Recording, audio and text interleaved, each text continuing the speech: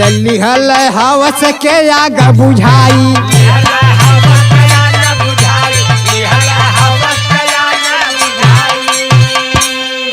त खींचे लगल बा पापी तनावा के बचनावा ना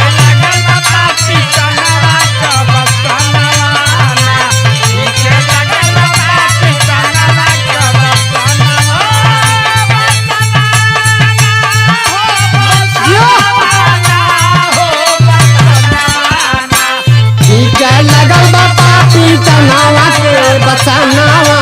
ना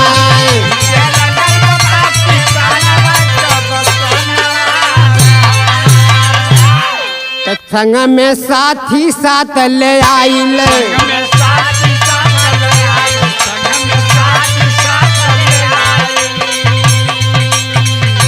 चीरे लगल